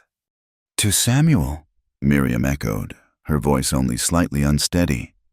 They drank in silence, the fire crackling between them. Finally, Tom spoke again. "So, Oregon." Elias nodded, thinking the Willamette Valley. "Good soil, they say. Plenty of rain." "Long way from here." "That's the idea." Tom studied them both, his weathered face creasing into a smile. "You know, there's a preacher in Baker City who owes me a favor. Could make a stop there on your way west, if you were of a mind to make things official." Miriam colored slightly, but Elias met his friend's knowing look steadily. "Might do that." "Samuel's been gone less than 2 weeks," Miriam said quietly. "People will talk." "Let them," Tom replied. "Folks out here understand that life's too short and too hard to waste on what's proper. You grab happiness where you find it and hold on tight." The next morning brought unexpected visitors. A delegation of miners from Copper Creek arrived, led by Margaret Chen. They'd brought something wrapped in canvas, handling it with obvious care. "We went back after you left," Margaret explained. "Found this in Morrison's office." Inside the canvas was a church bell, small but beautifully crafted, engraved with the words Faith, Hope, Love, Deadwood Community Church, 1881. "Samuel commissioned it last year," Miriam breathed, running her fingers over the inscription. "He was so proud. Said every proper church needed a bell to call people to worship." "We thought you should have it," Margaret said, "for wherever you end up." The gift broke something loose in Miriam. She wept then, truly wept, for the first time since Samuel's death. Not the desperate tears of shock and grief, but the cleansing sorrow of acceptance. Elias held her while she cried, aware of the others standing respectfully back, giving them space. When her tears were spent, Miriam straightened, wiping her face. "Thank you," she told Margaret. "We'll find a home for it, a new church somewhere, where it can ring out hope instead of sorrow." The final confrontation came as they were preparing to leave Deadwood for good. A group of armed men blocked their path, not Morrison's hired guns, but Pinkerton's, their badges gleaming in the morning sun. Elias Gray, the lead detective, a thin man with cold eyes, stepped forward. "Also known as the Widowmaker, we have questions about some deaths in Kansas, 3 years back." Elias felt the old familiar ice in his veins. The past, always the past, reaching out with skeletal fingers just when he'd thought himself free. "That was self-defense," he said evenly. "All of it." "Maybe so, but there are warrants. You'll need to come with us." "No." Miriam moved her horse between Elias and the Pinkertons. "This man saved my life, helped bring a murderer to justice. Whatever he did in the past, he's paid for it. Ma'am, please move aside. This doesn't concern you." "Everything about him concerns me." Her hand rested on her pistol. "And I won't let you take him." The moment balanced on a knife's edge.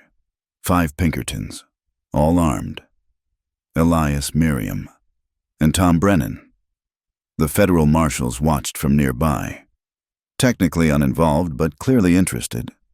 Then one of the federal marshals, Wallace, spoke up. "Gentlemen, might I see those warrants?" The lead Pinkerton handed them over reluctantly. Wallace examined them, then smiled thinly. "These are Kansas warrants, no federal authority, and as Mr. Gray has just rendered significant service to federal law enforcement in breaking up a criminal conspiracy, I'd say he's earned some consideration." "The law is the law," the Pinkerton insisted. "Indeed it is, and the law says you have no jurisdiction here." Wallace handed back the warrants. I suggest you return to Kansas. If they want Mr. Gray badly enough, they can pursue federal charges. Until then, he's free to go. The Pinkertons withdrew, but their leader turned back. This isn't over. Gray, the past always catches up. Maybe, Elias replied, but not today. As they rode out of Deadwood for the last time, the church bell carefully packed in their supplies. Miriam reached over and took Elias's hand. Thank you, he said quietly, for standing with me. Always, she replied. That's what partners do. Behind them, smoke rose from chimneys as Deadwood woke to a new day, free from Morrison's shadow. Ahead, the road stretched west toward possibilities neither had imagined a week ago. The mission where Samuel had died would be rebuilt. His journal would help convict those who'd supported Morrison's reign of terror. And somewhere in Oregon, a small church would someday ring with the bell he'd commissioned. But for now, there was just the road, the morning sun, and two people who'd found light in the darkness of loss. They'd faced down the past, confronted violence with courage, and discovered that justice, while never perfect, was worth fighting for. You realize, Miriam said as Deadwood disappeared behind a hill, that those Pinkertons were right. The past will keep following you. Probably, Elias agreed. Still want to go to Oregon with a man who can't escape his history? She smiled, and in that smile was steel and tenderness in equal measure. I told you, Mr. Gray, I'm done running. Whatever comes, we face it together. Together, he echoed, and spurred Delilah west, toward Baker City and Tom's friend the preacher, toward the Willamette Valley and rich soil, toward a future that would hold its own challenges but also the promise of peace. The grieving cowboy had found shelter with a schoolmarm by mistake, but in the ashes of their old lives, they'd discovered something worth building new. And if the past came calling again, well, they'd face that too, together. As the sun climbed higher, warming their faces despite the autumn chill, Elias heard Miriam humming softly, a hymn Samuel had probably taught her. But there was hope in the melody now. Not just sorrow. They'd both learned that love could mend what violence had broken, that justice could rise from ashes, and that sometimes the greatest courage was simply choosing to begin again. The bell in their packs rang softly with each step Delilah took, a quiet promise of resurrection, of community rebuilt, of faith that could survive even the darkest fire. And in that gentle sound was the echo of everything they'd lost and everything they might yet find, carrying them forward into whatever waited beyond the next hill. Baker City spread before them like a promise of civilization after days on the trail. Smoke rose from brick chimneys. Church spires pierced the clear autumn sky, and the streets bustled with commerce untouched by the violence they'd left behind. Tom Brennan led them through town to a modest parsonage beside a white-painted church, its bell tower standing proud against the mountains beyond. Reverend Marcus Whitfield, Tom announced as a man emerged from the parsonage. Best preacher this side of the Rockies, and he owes me for saving his hide from claim jumpers back in '79. Whitfield was younger than Samuel had been, with kind eyes behind wire spectacles and hands that showed he wasn't afraid of physical work alongside spiritual labor. He greeted them warmly, though his gaze lingered on their travel-worn appearance and the weapons they carried. Tom's letter explained your situation, he said, ushering them inside. Please, you must be exhausted. My wife has prepared rooms for you. Mrs. Whitfield, a plump woman with graying hair, fussed over them like a mother hen, insisting they bathe and change while she mended their clothes. It was the first true hospitality they'd experienced since leaving Elias's cabin, and Miriam found herself fighting tears at the simple kindness. That evening, over a meal of roast beef and winter vegetables, Reverend Whitfield addressed the elephant in the room. Tom says you wish to be married. Yes, Elias said simply. I understand there are complications. The recent loss of your husband, Mrs. Hartley, the circumstances of your meeting. Some might say it's too soon." Miriam set down her fork, meeting the Reverend's gaze directly. "Samuel is gone. I mourned him while running for my life, while fighting the men who killed him, while watching his murderer brought to justice. I've grieved in ways most widows never have to. And through it all, this man," she looked at Elias, "stood by me, protected me, helped me find strength I didn't know I had. If that's not a foundation for marriage, I don't know what is." Whitfield studied them both, then smiled. "Well said. Love doesn't follow society's timetable. David took Bathsheba to wife while still grieving his first love. Ruth found Boaz in the midst of loss. God's timing rarely matches our expectations." "So you'll marry us?" Elias asked. "Tomorrow, if you wish. Though I'd like to speak with each of you privately first. It's my practice with all couples, to ensure they understand the commitment they're making." That night, Elias found himself in Whitfield's study, surrounded by books and the comfortable smell of pipe tobacco. The Reverend poured 2 glasses of brandy and settled into his chair. "Tom told me some of your history," Whitfield began. "The widowmaker. That's quite a reputation to carry." "It's not one I want anymore. But it's still yours. The question is, have you told Miriam everything a marriage built on secrets is like a house built on sand?" Elias stared into his brandy. "She knows I was a gunfighter, knows I killed men, knows about Catherine. But there are details, things I did that a woman like her shouldn't have to hear." Whitfield leaned forward. "Mr. Gray, that woman faced down hired killers and helped organize the defense of a mining camp. She's stronger than you think. More importantly, she deserves the truth. All of it. Let her decide what she can live with. Meanwhile, Mrs. Whitfield sat with Miriam in the kitchen, sharing tea and wisdom accumulated over 30 years of marriage. "He's nothing like Samuel," Miriam said quietly. "Samuel was gentle, scholarly. He believed words could change the world. Elias, he's lived by the gun most of his life. Sometimes I wonder what I'm doing." "Do you love him?" The question hung in the air. Miriam thought of Elias holding her through nightmares, teaching her to shoot, willing to die to give her a chance to escape. She thought of his rare smiles, the way his eyes softened when he looked at her. How safe she felt in his presence despite his violent past. "Yes," she admitted. "God help me, I do." "Then that's what matters. My Marcus was a bare-knuckle boxer before he found God. These frontier men, they're shaped by hard lives. The question isn't what they were, but who they're choosing to be." That night, taking the Reverend's advice, Elias told Miriam everything.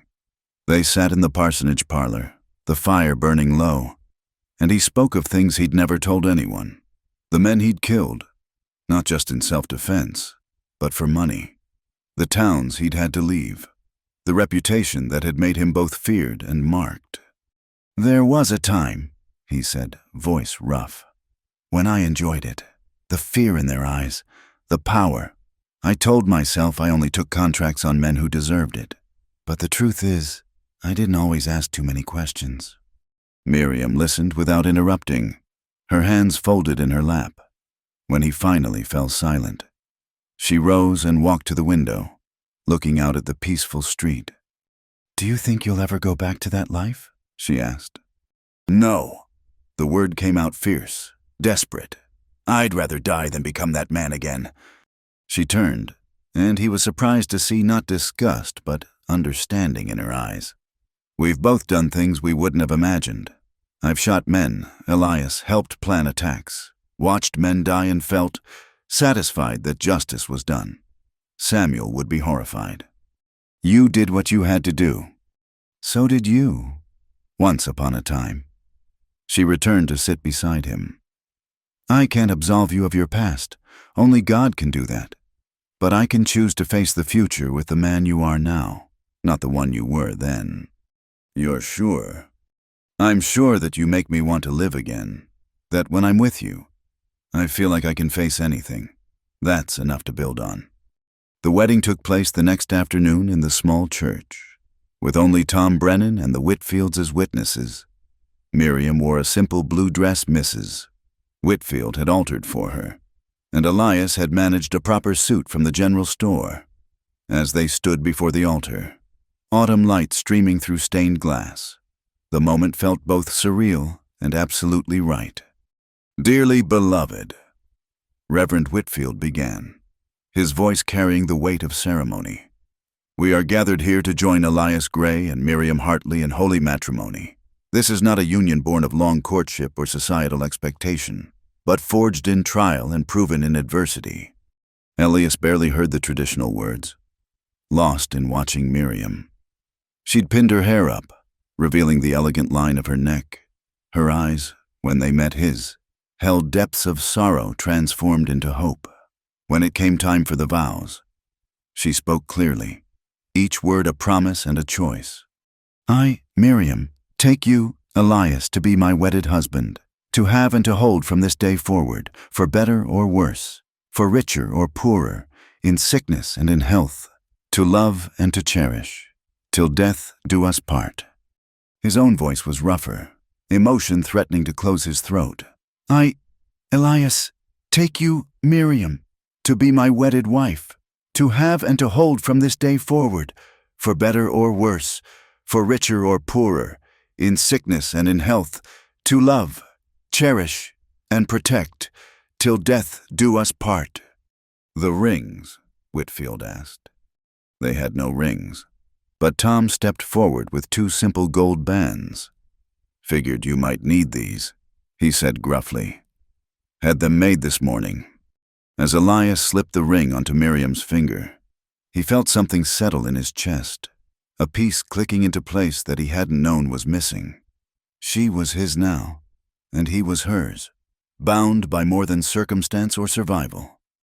"By the power vested in me by God and the territory of Oregon," Whitfield proclaimed, "I now pronounce you husband and wife. You may kiss your bride." The kiss was gentle, a seal on promises made and a taste of promises to come. When they parted, Miriam was crying and smiling at the same time, and Elias found his own eyes weren't entirely dry. "Ladies and gentlemen," Whitfield announced to their tiny congregation, "may I present Mr. and Mrs. Elias Gray." The wedding supper was a modest affair in the parsonage dining room, but filled with warmth and laughter. Tom regaled them with stories of his younger days with Elias, carefully edited to avoid the darker chapters. Mrs. Whitfield had somehow managed a wedding cake, small but perfect, decorated with sugar flowers. As evening fell, Tom made his farewells. "I'll be heading back to Cheyenne tomorrow," he said, embracing them both. "You two take care of each other." "Thank you," Elias said, meaning more than just the rings. "For everything." "Just be happy," Tom replied. "That's thanks enough." The Whitfields had prepared the guest room for them, tactfully retiring early to give the newlyweds privacy, as Miriam unpinned her hair, letting it fall in dark waves. Elias felt suddenly nervous. This was different from their desperate closeness in the cabin or on the trail. This was chosen, deliberate, sanctified. "Second thoughts?" Miriam asked, catching his expression in the mirror. "Never, just wanting to do right by you." She turned, taking his hands. "You already have. You gave me back my life, Elias, my strength, my hope. Everything else is just grace." They came together slowly, tentatively, 2 people scarred by loss learning to trust in gentleness again. Outside, church bells somewhere in town chimed the hour, and Elias thought of the bell they carried, waiting for its new home. Like them, it had survived fire and violence to ring again with purpose. Later, as Miriam slept beside him, her hand resting over his heart, Elias stared at the ceiling and marveled at the turn his life had taken. 2 weeks ago, he'd been a hermit on a mountain, convinced isolation was his only path. Now he was a married man, heading west to build something new. "Thank you," he whispered to the darkness, not sure if he was addressing God, fate, or Samuel Hartley's departed spirit. "I'll take care of her, I swear it." Miriam stirred, murmuring something that might have been his name. He pulled her closer, and for the first time in 3 years, Elias Gray fell asleep without seeing ghosts. The next morning brought practical considerations. They purchased supplies for the journey west, including proper winter clothes for Miriam and a pack horse to carry their growing collection of possessions. The church bell was carefully rewrapped and secured, a tangible reminder of where they'd been and where they were going. Oregon City first, Elias decided, studying the map. Then south to the Willamette Valley. Find land near a town that could use a church. "And what will you do while I'm teaching school and organizing church socials?" Miriam asked with a smile. "Farm, ranch, maybe. Honest work." He paused. "Maybe help the local sheriff, if they need it. There's got to be some use for my skills that doesn't involve killing." She linked her arm through his as they walked back to the parsonage. "We'll figure it out together." As they prepared to leave Baker City, Reverend Whitfield pulled Elias aside one last time. "That past you're running from, it may catch up eventually. Men like those Pinkertons don't give up easy." "I know. What will you do when it does?" Elias looked at Miriam, who was laughing at something Mrs. Whitfield had said, her face bright with the joy of new beginnings. "Face it, but not alone. Not anymore." Whitfield clapped him on the shoulder. "That's the right answer. God go with you both." As they rode out of Baker City, officially Mr. and Mrs. Gray. The morning sun broke through clouds that had threatened rain. The road stretched ahead, muddy and uncertain, but leading toward hope. "No regrets?" Elias asked as the town disappeared behind them. "None," Miriam replied firmly. "Samuel's gone, and I'll always carry him in my heart. But you're here, and we're alive, and we have work to do. Building a new life. Building a good life," she corrected. "One that honors the dead by how we choose to live." They rode in comfortable silence for a while, the pack horse plodding along behind Delilah. Then Miriam began to hum, and after a moment, Elias recognized the tune, the same hymn she'd hummed leaving Deadwood, but lighter now, more hopeful. "What's that song?" he asked. "Amazing Grace," she replied. "Samuel loved it. I once was lost, but now am found, was blind, but now I see."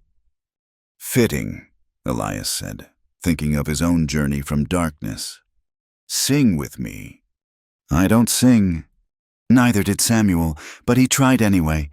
She smiled at him, that transforming expression that made her beautiful. "Come on, Mr. Gray, new life, new chances." And so, riding toward Oregon and whatever future awaited them, the gunfighter-turned-husband learned to sing, his rough voice joining his schoolmarm wife's clear tones. If anyone had been on that empty road to hear them, they might have smiled at the unlikely pair, the dangerous-looking man with the gentle hands, the proper lady with steel in her spine, both marked by sorrow but choosing joy. Behind them lay ashes and ghosts. Ahead waited rich soil and the chance to plant something good.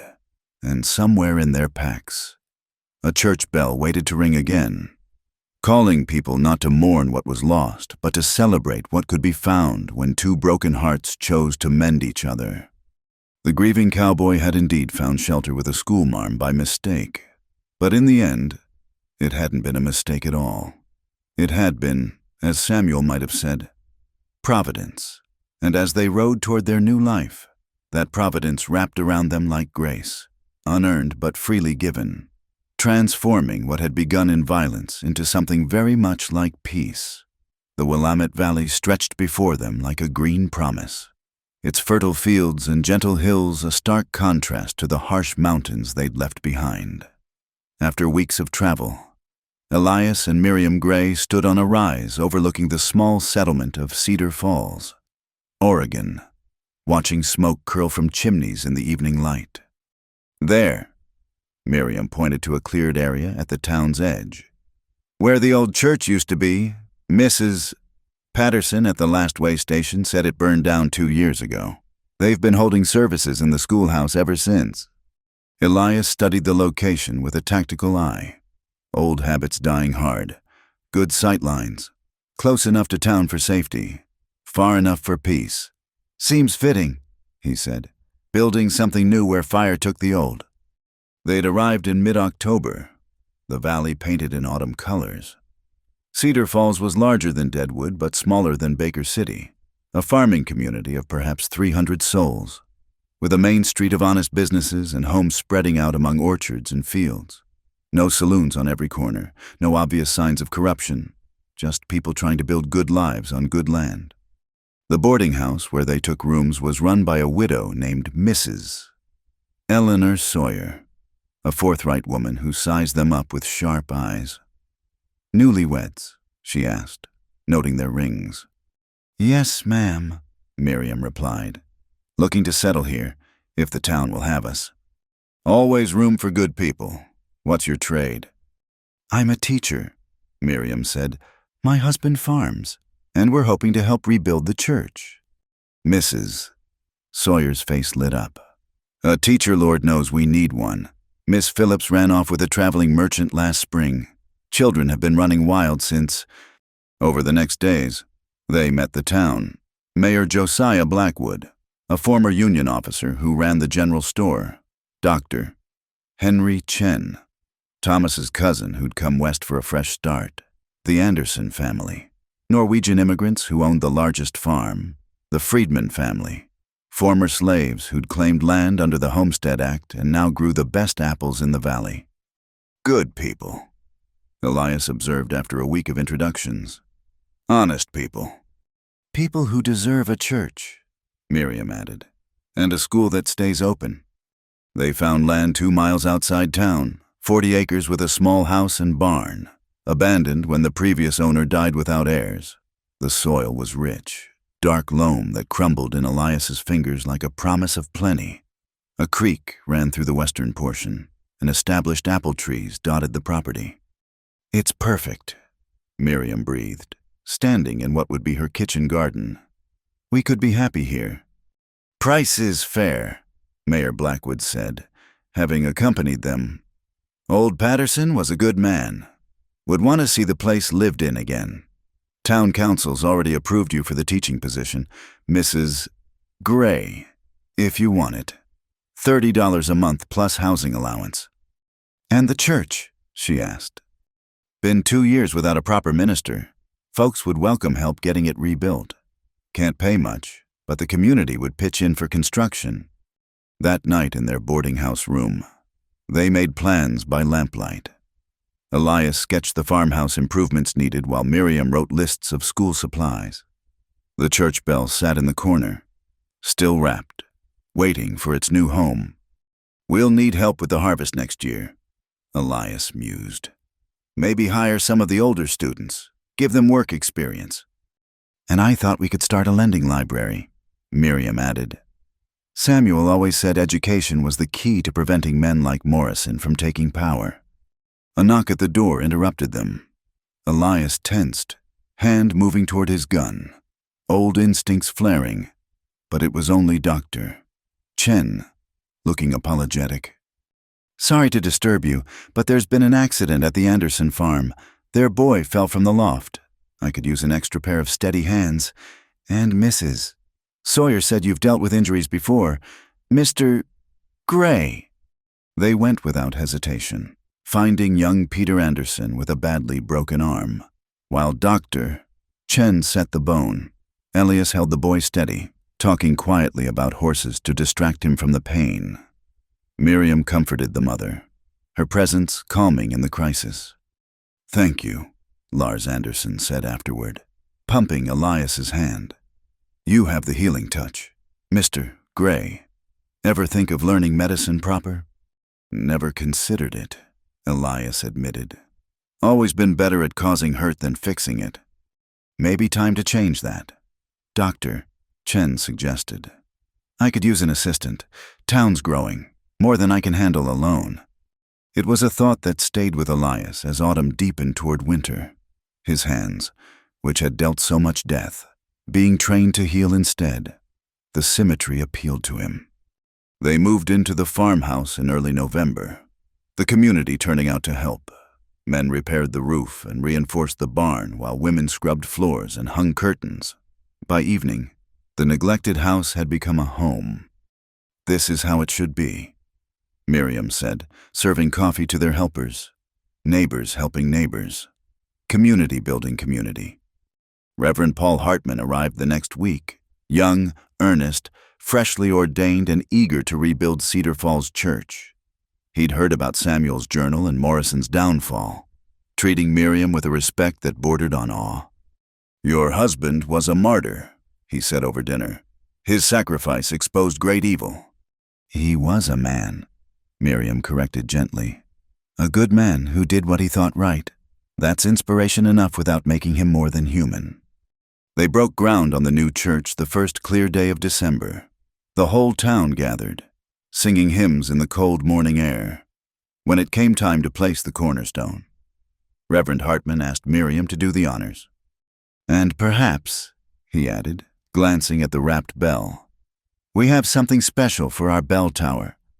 The unwrapping of Samuel's bell was a solemn moment, as its bronze surface caught the winter sun. Miriam read the inscription aloud. Several people wiped away tears, understanding the journey this bell had taken.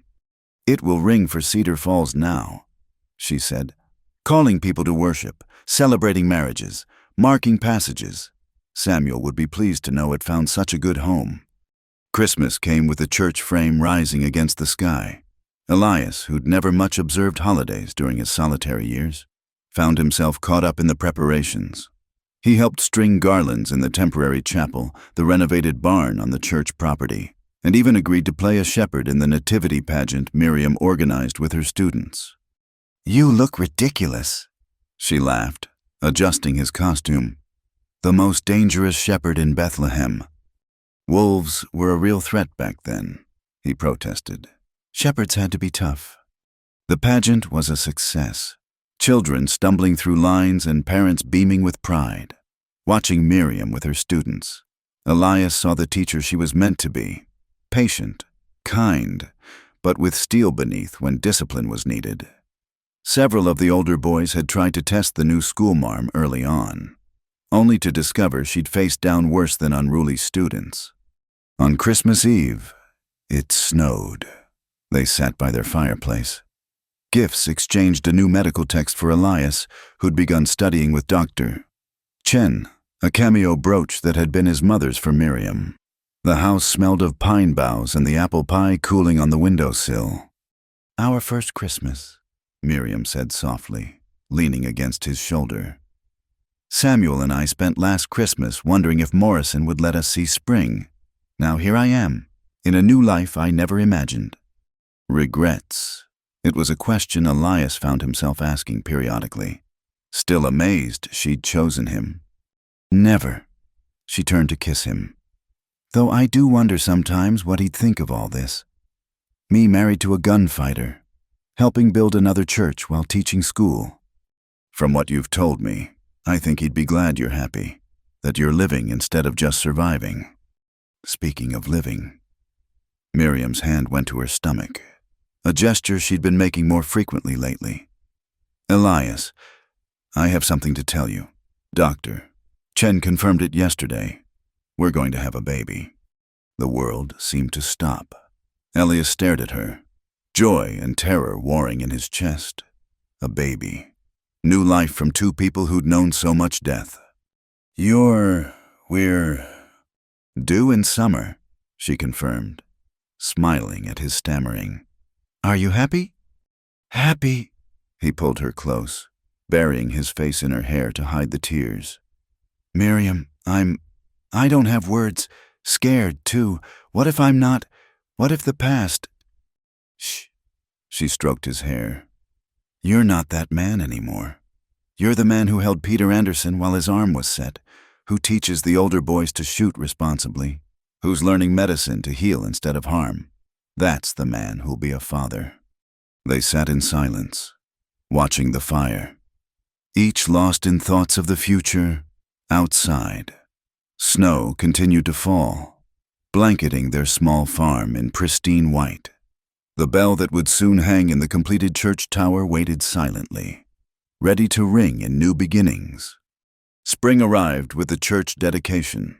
The building stood proud against the Oregon sky, painted white with clear windows that caught the morning light. The bell tower rose above it all, Samuel's bell polished and ready. Before we hang the bell, Reverend Hartman announced, "Mrs. Gray has something to say." Miriam stood before the gathered town, visibly pregnant now, glowing with health and purpose. This bell was commissioned by my first husband, Reverend Samuel Hartley. He died defending truth and justice, and I thought his dream had died with him. But dreams, like faith, can be resurrected. This bell will ring in Cedar Falls, calling us to worship, to celebration, to mourning, to community. Let it remind us that from ashes can come beauty, from sorrow can come joy. Elias helped the men raise the bell, his hands steady on the ropes. As it settled into place, Miriam pulled the rope, and the first clear note rang out across the valley. People cheered, some wept, and Elias felt something complete in his chest, a circle closing. The school term ended with a picnic, students showing off their learning to proud parents. Miriam, despite her condition, insisted on organizing everything. Several of her students had already asked if she'd be back after the baby came. "Of course," she told them. "Teachers don't abandon their students." Dr. Chen had been training Elias intensively, impressed by his steady hands and ability to remain calm in crisis. "You have a gift," the doctor said. "Medicine isn't so different from your old life quick decisions. Steady nerves, precision, just with better outcomes." June brought their daughter into the world. The labor was long, and Elias paced the hallway like a caged wolf while Dr. Chen and the midwife attended Miriam. When the baby's cry finally came, he nearly collapsed with relief. "A girl," Dr. Chen announced, placing the swaddled infant in Elias's arms. "Healthy and strong, like her mother," Elias murmured, staring at the tiny face. The baby opened her eyes, gray like Miriam's, and seemed to look right through him. "What shall we name her?" Miriam asked, exhausted but radiant. "Hope," Elias said without hesitation. "Hope Catherine Gray." Summer passed in a blur of feedings, diaper changes, and the constant amazement of new life. The farm prospered, the church grew, and Elias found himself becoming a fixture in the community, the former gunfighter who'd become a healer's assistant and devoted father. One evening in early autumn, as they sat on their porch watching the sunset, Miriam holding Hope while Elias played his new harmonica, a skill he'd picked up from Lars Anderson, a rider approached. Elias tensed, recognizing the bearing of a lawman before the badge became visible. "Mr. Gray." The marshal dismounted, keeping his hands visible. "Name's Thompson, federal marshal. Not here for trouble, just to deliver a message." "Say your piece." "Those Kansas warrants have been withdrawn. Seems several witnesses came forward. Confirmed your account of self-defense in all cases. Judge ruled you were protecting innocents and dismissed all charges." Thompson smiled slightly. "Help that you assisted in breaking up Morrison's operation. Government likes to reward those who help clean up corruption." After the marshal left, Miriam took Elias's hand. "It's over, really over. The past, maybe." Elias agreed. "The future's just beginning." As if in agreement, Hope gurgled and reached for his finger, gripping it with surprising strength. The church bell rang, calling people to evening prayer, its bronze voice carrying across the peaceful valley. "Ready for anything, Mr. Gray?" Miriam asked, echoing words that had become their private joke, their promise, their prayer. "Ready for anything, Mrs. Gray," he replied, kissing first his wife, then his daughter. The grieving cowboy had found shelter with a schoolmarm by mistake, and discovered that love could indeed mend a man. But more than that, it could transform him, resurrect him, give him purpose beyond survival. In the rich soil of the Willamette Valley, watered by grace and tended by community, two broken people had planted new life and watched it grow. As stars emerged in the Oregon sky, the Gray family went inside their home, carrying hope into the future they'd built from the ashes of the past behind them. Samuel's bell continued its gentle tolling, a reminder that some things, faith, hope, love, endure beyond fire, beyond death, beyond the ending of any earthly story. And in that bell's voice was the promise that would guide them through whatever years God granted together. Always together, ready for anything. Thank you so much for listening to this Wild West love story. I hope it touched your heart as much as it touched mine while sharing it with you. I'd love to know where you're listening from. Please leave a comment below, and let's connect over our shared love of these frontier tales. If you enjoyed this story, please subscribe to my channel, Wild West Night. Give this video a thumbs up, and hit that hype button to help more people discover these captivating stories of love, loss, and redemption in the American West. Until next time, partners.